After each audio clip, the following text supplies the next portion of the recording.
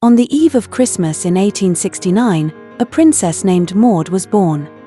She was the youngest daughter of the then Prince of Wales, Edward, later King Edward VII, and Princess Alexandra of Denmark. Maud was their fifth child and third daughter.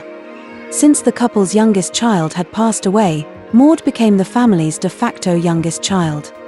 She had a lively personality and was the most tomboyish of the three sisters. Edward VII indulged her and affectionately called her Harry. Due to Edward and Alexandra, Queen Victoria greatly disliked the Wales family. Queen Victoria saw her son as a frivolous playboy and her daughter-in-law as a spendthrift, vain figure. Maud, being carefree and unruly, was even less favoured by her grandmother. Edward VII was a philanderer, with countless mistresses. Alexandra, disheartened by her husband's behaviour, devoted herself entirely to her children, making them emotionally dependent on her. She especially hoped that her daughters would never marry and would stay by her side forever. By the 1890s, Victoria and Maud had already passed the typical marriage age for princesses of their time. Queen Victoria, who loved matchmaking, urged Edward to take charge of his daughters' marriages. Edward responded that both of his younger daughters had no desire to marry, and there was nothing he could do about it. Queen Victoria, perhaps exasperated, turned to her eldest daughter and complained, saying that while Victoria might not want to marry, Maud did. Although Queen Victoria wasn't particularly keen on managing Maud's marriage, Maud was still her granddaughter, so she considered a match between Maud and her grandson, Grand Duke Ernest Louis of Hesse. However, Maud had no fondness for Germans, and the matter fizzled out. Later, Queen Victoria married another granddaughter, Victoria Melita, to Ernest Louis. When Maud attended the wedding, she expressed her disdain for Hesse. It must be said that Queen Victoria had remarkable insight. Maud was desperate to marry. She had fallen for her sister-in-law Mary of Teck's brother, Prince Francis of Teck. Regarding her interest in Francis, I always thought she had poor judgment. Francis had many unfavorable qualities. He was a gambler with a mountain of debt, and most importantly, he showed no interest in Maud whatsoever. He didn't even respond to her letters, and Maud even asked Mary of Teck to encourage him to write back. If it weren't for the Orthodox Church's prohibition on marrying cousins within 3 generations, Maud would have had quite a few options.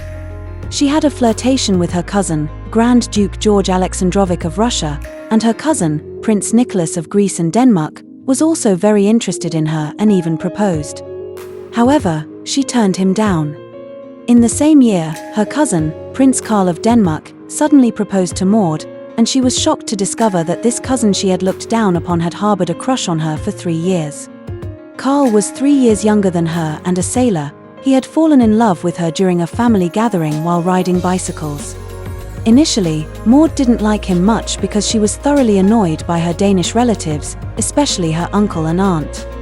However, when she viewed her cousin in the light of a suitor, she noticed that he was tall and handsome, so she agreed to the proposal. By this time, she was already 26 and thought that as long as she could get married, she wouldn't consider other conditions. Most importantly, Karl was far removed from the throne and often at sea, allowing her to frequently return to her family in the UK after their marriage. In 1897, 27-year-old Maud finally got married and moved to Copenhagen. However, due to Karl's frequent absences at sea, she often felt incredibly awkward in Denmark.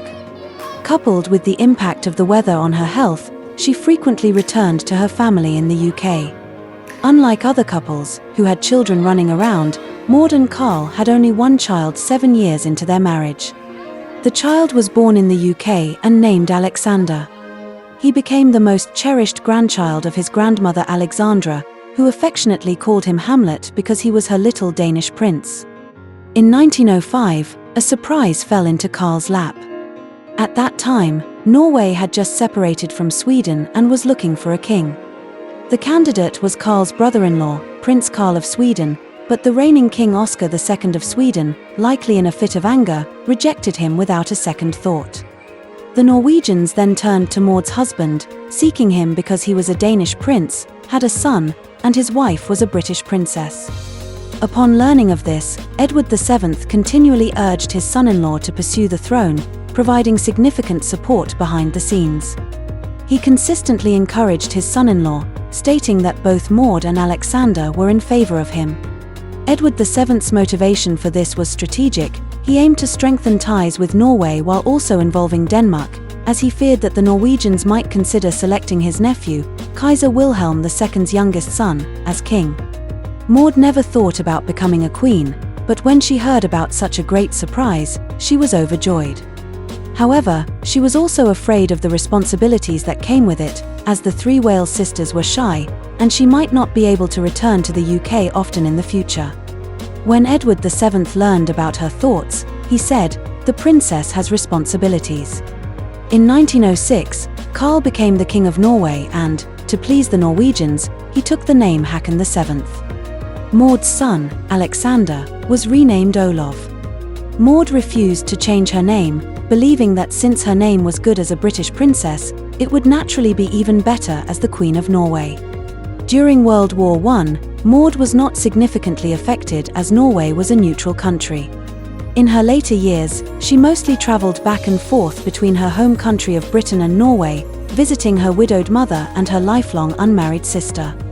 At the end of 1935, her sister Victoria passed away, and a month later, George V also died. After this, Maud witnessed her nephew Edward VIII's dramatic abdication for the sake of Mrs. Simpson and attended the coronation of another nephew, George VI.